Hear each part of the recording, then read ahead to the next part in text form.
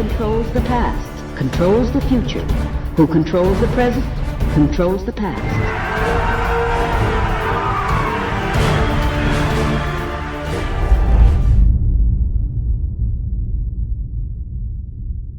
Welcome to the Infowars Nightly News. It is Tuesday, August 4th, 2015, and I'm Leanne McAdoo. Here's what's coming up tonight. Tonight, has Obama just declared war on Syria? Well, President Obama giving the Pentagon the green light to defend U.S.-backed rebels in Syria. Now, under the new rules of engagement, the fighters trained and armed by the U.S. would have the support of airstrikes if they're attacked by Islamic extremists or Syrian government forces. Then, men allegedly amass an arsenal to combat Jade Helm. And Democratic supporters of Planned Parenthood refuse to watch the expose videos. That's next on the Infowars Nightly News. The average Austinite, folks, cannot find their fat ass with both hands, and I want to slap them upside their head. But let me tell you, they are the most politically correct, full of it, arrogant scum. In what could only be described as the most mind-boggling spin possible, Planned Parenthood is now claiming that it helps prevent abortions. In response to moves by Republicans in Congress to defund the organization, which receives over $500 million per year in taxpayer funds, Planned Parenthood tweeted the following: Republicans indignant about abortion are trying to destroy a government program that helps prevent 345,000 abortions a year. To which one person responded, an organization claims it is preventing abortions while executing almost 400,000 abortions in 2013. And of course, this latest push happened when groups and organizations connected to Planned Parenthood were caught on video chopping up body parts and having individuals say that they wanted to use the proceeds of said body parts to purchase Lamborghinis. You can find more reports on Infowars.com. While speaking at the Young African Leaders Initiative Summit in Washington, D.C. yesterday, the president decried this practice of organ harvesting. No, not that organ harvesting. During the Q&A session, a young Kenyan woman asked the president to address the epidemic of ritualistic albino organ harvesting that's taking place in Africa. And he went on this tirade saying that it's just foolish traditions and it's infuriating and he has no patience for it. Now, ironically, these recently published undercover videos showing Planned Parenthood harvesting baby body parts have received absolutely zero condemnation from the Obama administration. And I don't know if it's just that he wants to have cognitive dissonance or, plausible deniability, because I don't even think he's watched any of the videos, according to the White House press secretary. Now, a fifth video has surfaced showing a Planned Parenthood official haggling with undercover reporters posing as these potential buyers about the sale of intact specimens. So that is whole bodies of babies. And the video shows Melissa Farrell, who's the director of research for Planned Parenthood Gulf Coast. She's talking about how an abortion can be performed in a specific way to ensure intact fetal cadavers. So once again, we have another official on camera talking about altering the procedure, confirming once again, several times, that they can alter the procedure to meet a client's needs. We're going to potentially be able to have some that will be more or less intact, and then some that will not be. Right. So, but it's something that we can look at exploring how we can make that happen, so we have a higher chance. It'll probably also require a little bit of input from the doctors, because the doctors are the ones asking, directly doing that, and when it matters, in the cases of when it's mattered, and the physicians also need an intact specimen, they can make it happen. Right. So we just need to figure out how that we can do this, under our project needs. If that provider is needing to change the technique a little bit, and I know I'm going against my side of this, but I'm okay with, no, I want you to be paid per specimen, and rather than, oh, here, just ship this off. No, this is what we're looking for, and if you can do that and it compensates you and financially that's helping you to grow your clinic, I'm willing to do that. And so if we alter our process and we are able to obtain intact fetal cadavers, then we can make it part of the budget that any dissections are this, and splitting the specimens into different shipments is this. I mean, it's all just a matter of line items.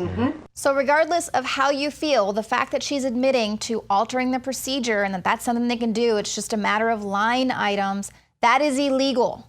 But we're hearing no outcry from the president. In fact, a judge who was appointed by President Obama granted a temporary restraining order against the release of any further Planned Parenthood videos that were shot in a particular abortion facility in an attempt to conceal Planned Parenthood's practices.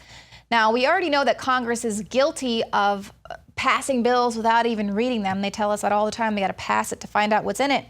But this effort to defund Planned Parenthood is no different. The legislation, which was authored by Senator Joni Ernst, it fell short by just 7 votes of the 60 that were needed for this bill to progress. But it turns out when they were asked about it, several Democrats haven't even bothered to watch the videos that had been released by the Center for Medical Progress.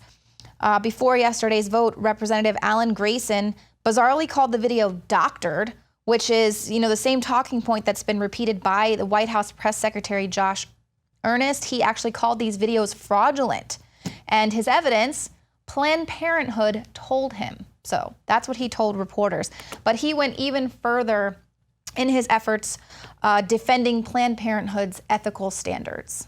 Based on the public comments of Planned Parenthood, who has indicated that the views that are represented in the video are entirely inconsistent with that organization's policies and with the high ethical standard that they live up to. So would it be unfair to say that you're simply taking your talking points from Planned Parenthood on these videos? Well, again, I guess I would suggest that you consult with Planned Parenthood for the details of their policies. And I'm merely repeating what I've seen that they've said and has been reported publicly about what they've said. But I'm certainly not the only person to arrive at this conclusion. There are a number of others who have taken a look at those videos and raised significant doubts about their authenticity based on the way that they were edited. And they certainly are consistent with the frequently stated policy of Planned Parenthood. And I think that's why many people who've taken a look at this situation have arrived at the same conclusion and described the videos the same way that I have. Well, the Snowden revelations have confirmed the existence of the Echelon surveillance system. For the last 30 years or so, this has just been a big conspiracy theory. The government has lied about this indiscriminate surveillance program for years. Echelon is a global system for the interception of private and commercial communications, and it reportedly was first planned with the establishment of the national security state in 1947. In 1988, the British investigative journalist Duncan Campbell wrote an article titled "Somebody's Listening," and he wrote that for The Statesman, and it revealed the existence of Echelon. 27 years later now, he is vindicated. Campbell says, in December 2014, I asked fellow Scottish journalist and Intercept reporter Ryan Gallagher to check Snowden's documents. Was there evidence of Echelon? And after they checked those documents, they discovered a number of NSA and GCHQ documents confirming what a whistleblower had discovered 27 years previously. And you can read that article in full at Infowars.com. It will tell you all about it. But once again, another conspiracy theory becoming conspiracy fact. But even with all this exposure of all the mass surveillance going on, our privacy is still being threatened. Corporations and data brokers are really pushing for CISA to be passed. But surprisingly, Homeland Security is warning that it could sweep away internet users' privacy. So CISA grants broad latitude to tech companies and data brokers and anyone with a web-based data collection. They can mine user information and then share it with appropriate federal entities, which then those federal entities have permission to share it throughout the government. So frankly, why is Homeland Security against this? First of all, Doesn't really explain that in that article at all, why Homeland Security would be putting out the warning to Americans that their privacy is being threatened. But we know why data brokers are, of course, anxious to get CISA passed, because they don't want to lose the ability to sell all of our user information and to license that data. It is a very lucrative practice. But the language that's in this info sharing bill carves a giant hole in privacy laws. It's going to allow tech companies like Google and Facebook to hand over massive amounts of user data to the government, and there's no legal process for that whatsoever. Now, the amount of information that's floating free within the federal government, that could include credit card histories, lists of goods purchased, and your healthcare records.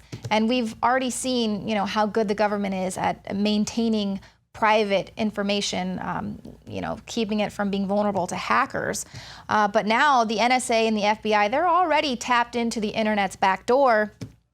So we don't need any sweeping cybersecurity legislation that almost, encourages companies to hand over Americans' data to these government agencies, because they can hand it over without any legal repercussions from people who might feel that their private data has been threatened. And of course, they are voting on all of this while everyone is worried about a lion, okay? You always, when you see the mainstream media just really pushing these insane stories that have nothing really to even do with America, everyone's like worried about this lion.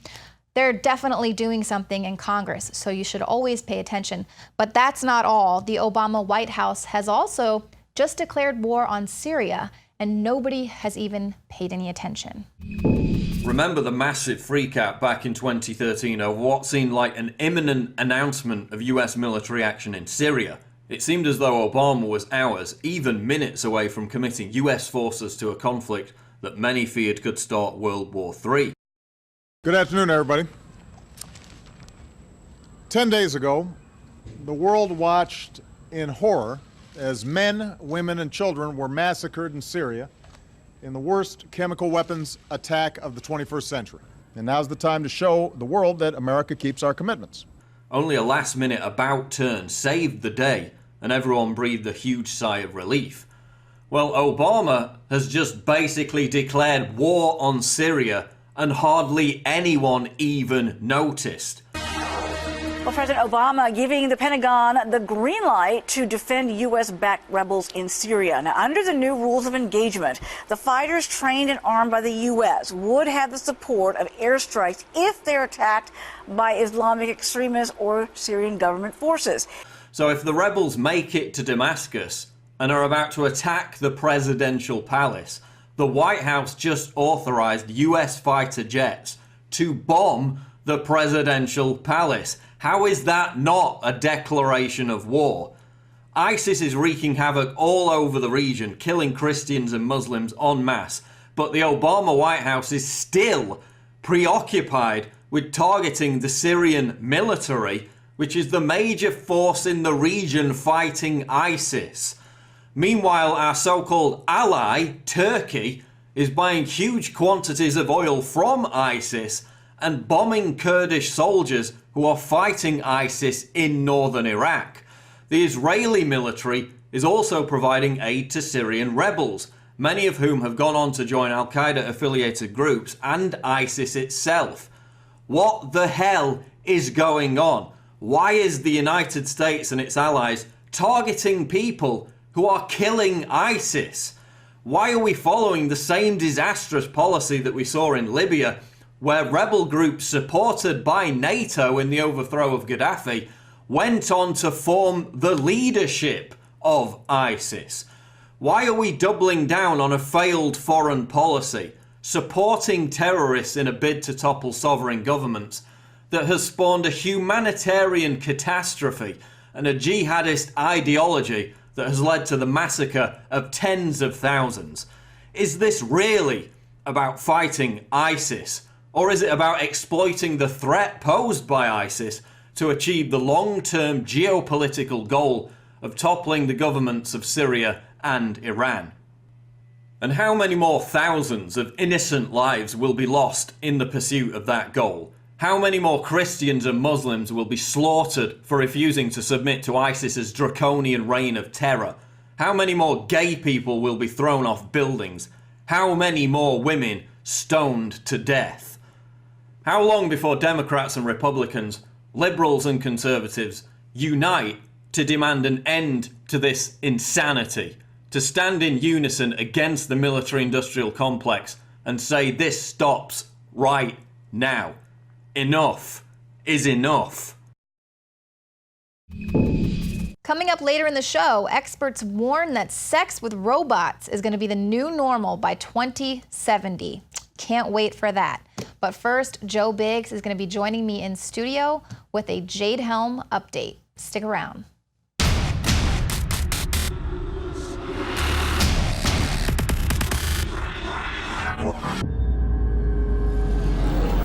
Keyboard tough guys flex their imaginary muscles as they use the PlayStation 4 in their mother's basement to step into the digital octagon with rowdy Ronda Rousey.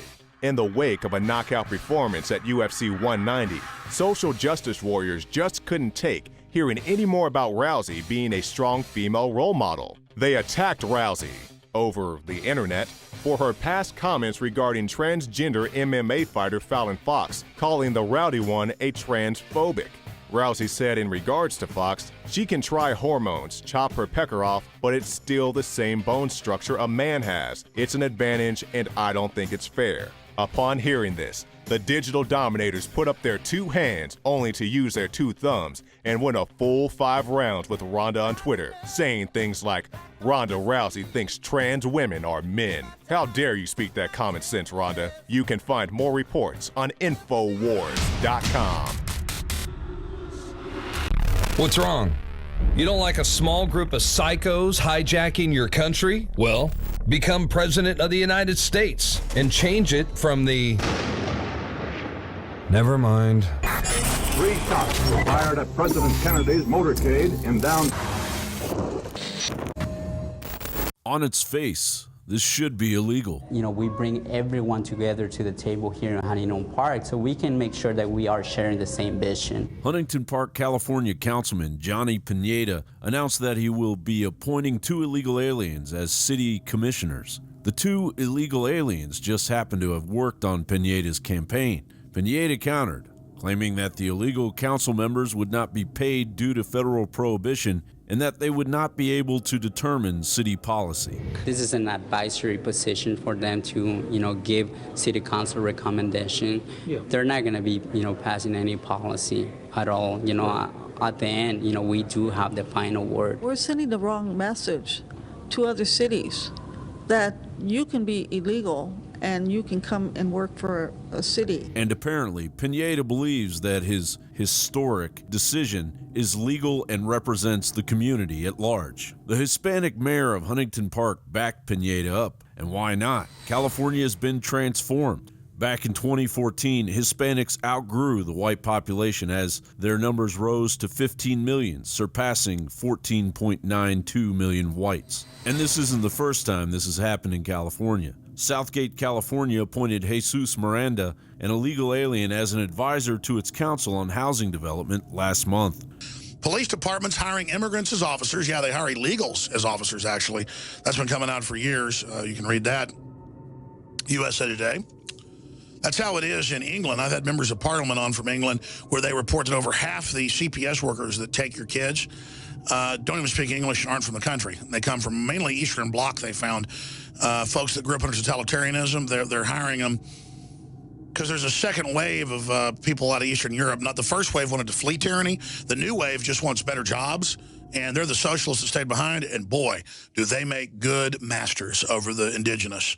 This is what a slow invading horde looks like. Breitbart recently reported, under current federal policy, the U.S. issues green cards to approximately 1 million new legal permanent residents every single year. If Congress does not pass legislation to reduce the number of green cards issued each year, the U.S. will legally add 10 million or more new permanent immigrants over the next 10 years, a block of new permanent residents larger than populations of Iowa, New Hampshire, and South Carolina combined. And why are these numbers so staggering? Breitbart continues, the post-World War II boom decades of the 1950s and 1960s averaged together less than 3 million green cards per decade, or about 285,000 annually. Due to lower immigration rates, the total foreign-born population in the United States dropped from about 10.8 million in 1945 to 9.7 million in 1960 and 9.6 million in 1970. Now the floodgates are wide open, as ICE documents revealed earlier this year that another 30,000 criminal illegals were released into the U.S. following the previous 36,000 released in 2013 that are currently roaming our streets, randomly committing DUIs, drug offenses, kidnappings, carjackings, aggravated assault, and murder. Putting it all into perspective, can you imagine the hubris it would take to install illegal Americans into the city councils of Mexico in order for more illegal Americans to overtake the Mexican community while committing heinous criminal acts in their country? John Bound for Infowars.com.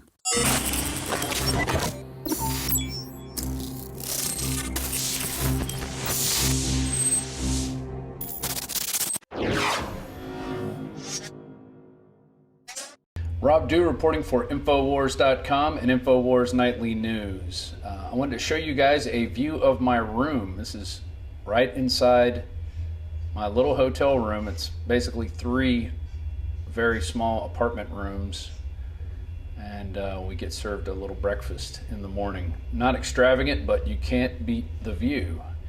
I mean, if you want history, look no further than the Roman Colosseum. It began being built in 72 AD by the Emperor Vespasian.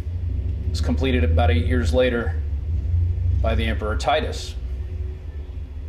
And it held, they say, between 50 to 80,000 people. They had gladiatorial matches, sea battles. They would flood water in the bottom of the Colosseum and do naval battles. They had famous land battles. They would do hunts with animals. Just plain old executions, and they'd even do some drama every once in a while. But what people really liked was the killing. They loved the gladiatorial events. And as Rome fell further and further into decay, they would have more and more and more events. They would have them for 200 straight days of just killing people, Christians, having gladiatorial contests, and you name it, they were doing it. And it was all to keep the public distracted on what was really going on. So you could say that this is a monument to the biggest distraction on earth right here. And you can see they have scaffolding built on the sides. They're doing some repair work. I think what they actually do is drill holes and then insert concrete in there to keep it from falling apart. And but there only seems to be scaffold on one side. But back to the distraction. This is their #1 tourist destination in Rome. Even today, people flock to it. And it is super hot out there. Let me tell you, it is Texas level heat. The sun feels a little hotter out here. It really just burns your skin. And I was out there for a good 3-4 hours today. I'll show you what I look like now. I'm a little tired, a little sweaty, but you know, I felt I had to do this report. I just put up one on the Alex Jones channel talking about a museum complex that I went to and discovered that they were using it to promote eugenics. They distract you with this beautiful architecture and these crazy shapes that are buildings, and inside, while some of the stuff may be okay, they have an agenda in there, and it's to promote eugenics and race cleansing. And that's something that we always have to be on the lookout and at least recognize it when it's there. Go back to the Colosseum. There's a traffic 24 hours driving by here. But I don't mind. It was great waking up in the morning and seeing the sun rise on the Colosseum. And it was quite a trip to get here. And there's ruins in the back. This is the whole forum area. You could go. There's acres and acres of old ruins. It's a really interesting area. I can't wait to explore more of it. But getting back to to Italy and how it's doing on our investigation. When we landed, we were waiting for our luggage. It took almost 2 hours for the luggage to arrive from the plane. I thought that was a little extreme, but it just goes to show you that they probably don't have enough workers working the luggage carriers. I went to get a coffee. It pops down and water comes out, and then a spoon. A cup came out too, but no coffee. You know, they're just not, and there's no out of order sign. I saw 3 other people use that coffee machine and not get any coffee. And you look at the reports that the mafia has infiltrated the local Roman government, mainly through weird contracts, overbidding contracts. So they're just siphoning money out of the central government. So then there's no money for things like trash pickup. Although from where I've been, I haven't seen anything too out of the ordinary. No overflowing giant trash bins or anything. I haven't seen that, but I will report on that if I do see it. But I talked to a guy last night, right when I got in. He was my roommate. He actually stayed up out front waiting for me because they knew I was going to be a little late. And he is Italian, and you know, I said, well, how is your government doing? There's trash collection going on right now. I said, how's the economy? He's the economy. He said, it's scheisse, as they say in German. I said, is it worse than Greece's? He said, much worse than Greece's. We have way more debt. We can't pay it back, and he said there's just so much corruption here that he couldn't believe it. And they said the reason they don't have bailouts and stuff here is because they know, or more bailouts, is that they know Italians aren't going to follow the rules anyway. He said Italians don't follow the law. There's an old saying about that, and that was coming from an Italian, not from me. But it was interesting. He said they were much worse off than Greece. It was as I was pulling my luggage in, and it was about 1:30 in the morning, so I didn't pull out my camera and interview him, but he does live around here. There's a Centurion, probably going to come out and pose for pictures. Probably, it's probably his sole employment right there, is dressing up like that guy and going out into the Coliseum grounds to do battle. The ivory trade and things like that. But for more a political way, I think she'll help get fair pay for women and hopefully bump up the minimum wage. Well, she has a lot of experience being, you know, the Secretary of State and I'm also from New York, so I have a little preference for that. But I like her, I just like her honesty, I think. I think she's done a lot for women, just in general, just to make women move forward. What has Marcus Rubio done for this country to make you want to vote for him? He's comes from a Cuban immigrant family, and I like his story, his family story, and he served well in the U.S. Senate. What has Joe Biden done for this country to make you want to vote for him? Like I said, I think his foreign policy has been he's been very out front on foreign aid, which I think is important, and also is really sensitive about overseas issues. And also healthcare reform. He's been very supportive. I'm very much in favor of everything that the Obama administration has done for healthcare reform. And what do you think Jeb Bush has done for this country to make you want to consider him? I have to do a lot more research. It's all early in the game. What has any of these people that I mentioned done for this country to make people want to vote for them?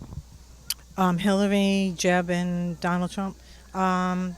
Hillary, you know what? I think she kind of rides on the Clinton name. I mean, I thought her husband was a good president. That's my opinion. Jeb Bush, again, he's going on the name. He gets a lot of visibility because of his name, even though he just puts Jeb up on his campaign signs. And sorry, Donald Trump's just a joke. I mean, I can't even come up with anything serious about him. All right, and do you believe that Obama and his administration lived up to the hype in his last 2 elections, and why? Absolutely not. You know, he's a disappointment, a real disappointment. I think the president has done a great job under extenuating circumstances. He inherited a lot of big problems, and I think he'll be judged very well by history for what he's done to bring the economy back and also to reform our healthcare system, expand health insurance. I think they did a lot. I think you can only, do so much depending on what the Congress is at the time. But I think he's tried. No. Why is that? What happened to hope? He talked about hope in his elections, and he hasn't used the word hope since. I don't think any candidate ever lives up to the hype. I think when we look back on it in history, they will have. They've done a lot. I think there's a lot of negativity that's clouding people's judgment about them, but I think they've done a lot for the economy. I know people might not feel like it, but compared to where we were, I think they've done a lot. So for the most part, yes. What main problems do you think our next president should focus on? Well, I'd say ISIS is a pretty big deal right now. I'd want to say that's the number one concern, but as an animal activist, I think the hunting and the poaching, we had the lion Cecil die recently, and that was horrible, and I think that should be up there with some of the more important war issues that they deal with. I think animal conservation and protection is just as important. They're spirits. I think we need to continue to focus on healthcare reform. I think we have a huge income gap. I think our education system needs a lot of improvement right now. We have to talk about the economy. We have to talk about education. We have to talk about saving our own resources. Concentrate more on our country rather than, the Middle East, Israel, outside issues. I think we have enough issues in our own country. Immigration is a big one. I think that should be a focus, and terrorism. Now, recently, U.S. Senator Sheldon Whitehouse from Rhode Island here, he stated that anybody that denies climate change should be arrested. Now, do you agree or disagree with that? I don't know about if they should be arrested, but it's definitely happening. I think that people that deny climate change are probably living in their own fairy tale. But arrested is a little harsh. Maybe just they should take a look at reality. Well, that might be a little bit extreme. I believe in free speech and freedom of opinion, but I think that the evidence is absolutely ironclad that climate change is real and we've got to do something about it. I think that's ridiculous. It's so obvious. All scientists have proven that, so I can't even imagine why anyone would say that. Disagree. Not arrested. But I think they're very misinformed if they don't believe that there is climate change. I disagree. Everyone should have their own opinion about everything. Be arrested, that's a little extreme. And, do you believe there should be a mandatory carbon tax to combat climate change? I think there are enough taxes, but I would say that would probably be one of the more important taxes. We live in this earth and we already buy water. It would certainly suck if we had to buy fresh air, too. I don't know enough about it to say if there should be or shouldn't be at this point. Yes. Yes, I think the big factories and companies, they should be responsible for that, yeah. No. No more taxes, please, no more taxes. No, I don't. Now, the Rhode Island Department of Health just mandated that all students must be vaccinated before entering school this year. Do you agree or disagree? Well, I run the Rhode Island Public Health Institute, so I'm very much in favor of mandatory vaccinations. The problem is that all of the claims that vaccines aren't effective are not grounded in any scientific evidence. Vaccinating your kid is the best thing you can do for your child. At first, I probably had the same reaction as Jim Carrey, but if I was a mother and I was sending a healthy child to school and there was a child that wasn't so healthy, I think the vaccination probably is a good idea now with all these unknown diseases and things that are in the world today, and we want to keep our kids healthy. I agree. I think that it's preventative. I think that's a good idea to do most vaccinations because we need to protect the students. I agree on that fact because if kids are entering and they don't have vaccinations, they're putting other kids at jeopardy. I agree. To protect the other kids, to protect the population at large, yes, I do agree. I agree, but I do have some sympathy for the parents who think it's dangerous for their children. I feel for them too, so I'm kind of a little bit torn on that issue. Do you think this mandate undermines parental rights that allows the parent to decide what's best for their children? I know people probably think that, but you have to think of other people's children as well as your own, and so you have to think of the safety of the community. If parents don't agree with that, then they don't have to send their children to public school. Maybe under certain circumstances. Absolutely not.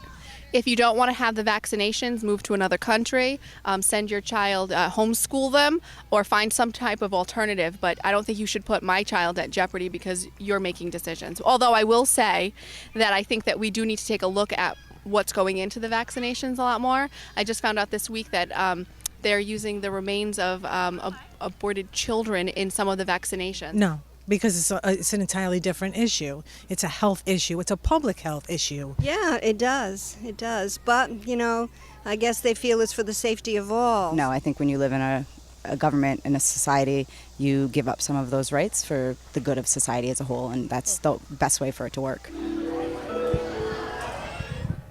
I think it would be fittingly to say, being that we're at a fairy festival, that most Rhode Islanders are living in a political fairy tale to believe that Hillary Clinton would make a great president, but they quickly forget about Benghazi, and to believe that mandatory vaccines for their children are a good thing and they are safe. But what about parental rights? Unbelievable. Wow is my choice of words. Dan Bedandi, Infowars.com. So you're trying to lose weight and you think Diet Coke is better for you. Well, listen to how just one can affect your body. Now, this was a UK pharmacist. He shocked fans by releasing this step-by-step guide showing how a sip of Diet Coke affects you from just 10 minutes to an hour later. So in the first 10 minutes, it tricks your taste buds and attacks your teeth. The phosphoric acid eats away at the enamel on your teeth, while the artificial sweeteners like aspartame hit your system. Your body is preparing for this sugar overload, and so it causes your pancreas to release insulin. The insulin surge decreases the pancreas's sensitivity to insulin, so it puts you at risk of developing type 2 diabetes. Perfect, great for losing weight. Now, the insulin triggers your body to store fat around the middle, and it increases your risk of developing heart disease. And since there is no sugar in Diet Coke, but now you have a lot of insulin running through your bloodstream, you basically tricked your body into thinking it's about to get some sugar.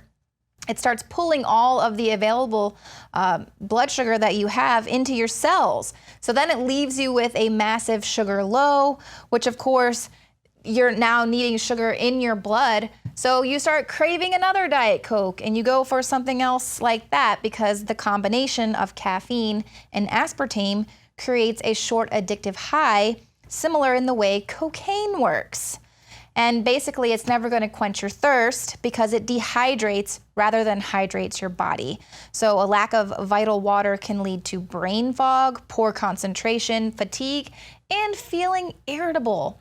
So great. But obviously, Coca-Cola is such a powerful corporation that they can literally sell you something that is making you sick, killing you, making you fat, giving you type 2 diabetes, and it's not going to get yanked off the shelf. And in fact, they'll tell you, go ahead and stick one in for your kids. But here's some other shocking news that I read today about another massive corporation. This is the famous Kellogg's brand. Now, I learned today that cornflakes were invented in the 19th century by John Harvey Kellogg while he was working as a physician in order to prevent people from pleasuring themselves. So he was working as a physician at Battle Creek Sanitarium in Michigan, and he developed these range of breakfasts that he thought would help stop people from masturbating. So Mr. Kellogg, he was very uncomfortable about sex. He believed it was unhealthy for the body, mind, and soul. He was celibate. He never consummated his marriage, and he kept a separate bedroom from his wife. He also chose adoption rather than impregnating his partner.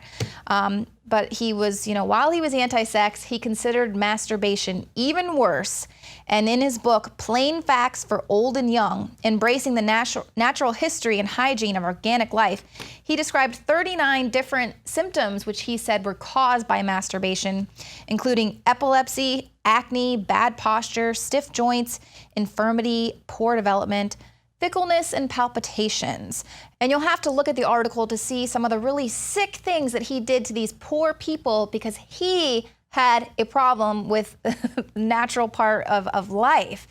But this is a doctor, okay? And now he's running this huge corporation which is in control, well, not anymore, I mean, he's dead now, but he's like running this huge corporation that's in control of your food. But nothing to worry about there, Kellogg, because according to experts, by 2070, sex with robots is going to be the new norm. They say people are just going to fall in love with their virtual partners, and in fact, physical relationships will seem primitive. This is according to Dr. Driscoll.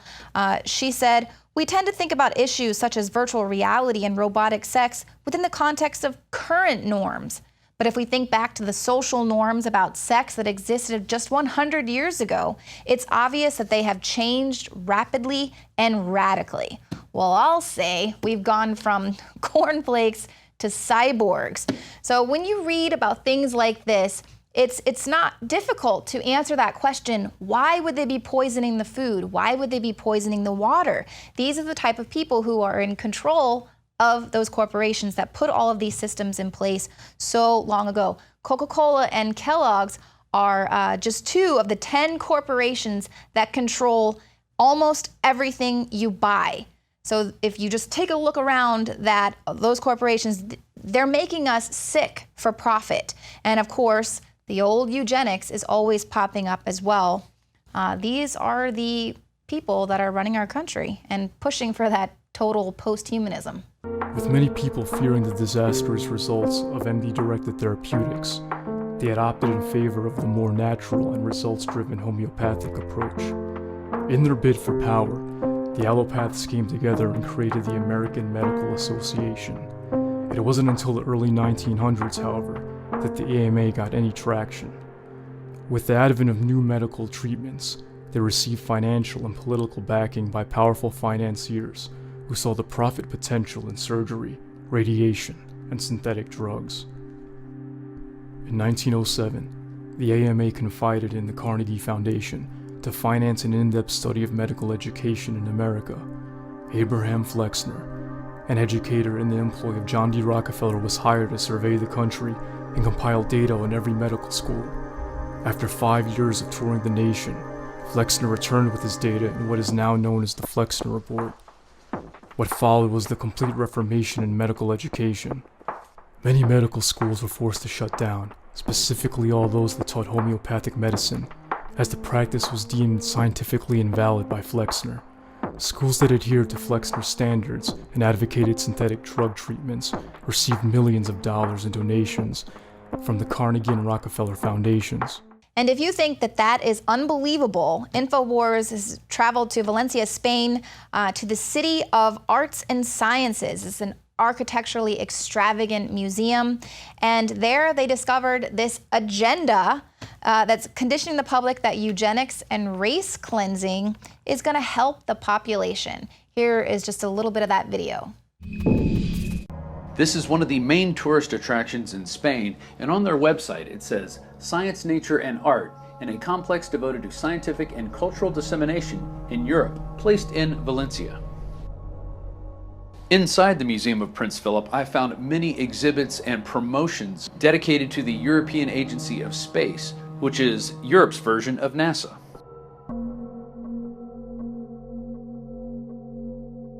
There's also a very large pendulum and a giant DNA helix. The second floor is devoted to the scientists who helped make a lot of our scientific discoveries in the 20th century. One of which is a placard dedicated to Bertrand Russell, a known eugenicist. His placard reads, "3 simple but irresistible passions have governed my life: a longing for love, the searching for knowledge, and the unbearable pity for the suffering of humanity." That's right, Bertrand Russell cares so much about humanity, he also said this. Here is a clip from Endgame. Gradually, by selective breeding, the congenital differences between rulers and ruled will increase until they become almost different species. A revolt of the plebs would become as unthinkable as an organized insurrection of sheep against the practice of eating mutton. Bertrand Russell. H.G. Wells, Aldous Huxley, Bertrand Russell, and hundreds of other eugenicists constantly bragged about how the establishment believed themselves to be a separate, more advanced species than the common man. Top eugenicists were bold enough to admit that their real goal was not improving the heredity of the commoner, but to further dumb them down so that they could be more manageable. Nobel Prize winner Russell wrote at length about how vaccinations filled with mercury and other brain-damaging compounds would induce partial chemical lobotomies and develop a servile zombie population. Diet, injections, and injunctions will combine from a very early age to produce the sort of character and the sort of beliefs that the authorities consider desirable, and any serious criticism of the powers that be will become psychologically impossible. Bertrand Russell. And when I got to the third floor of the museum, I found its true dirty secret. It is set up to condition the public that genes and chromosomes are meant to be manipulated by scientists. Here you can see these large gene sequences depicted as a chromosome forest. These exhibits are meant to condition the public that science and scientists always have the public's best interest in heart. But if you look at the writings of Bertrand Russell, you will see it's completely opposite to freedom and liberty. So here in Valencia, people are being educated and conditioned that eugenicists have their best interest at heart. But slowly, the veneer of the elites is being lifted. Most people know that Planned Parenthood was founded by racist eugenicist Margaret Sanger. And you can watch that video in its entirety at the Alex Jones YouTube channel. That's it for the show tonight. Thank you for joining us. We'll see you here again tomorrow at 7 p.m. Central. Dave, my mind is going. I can feel it.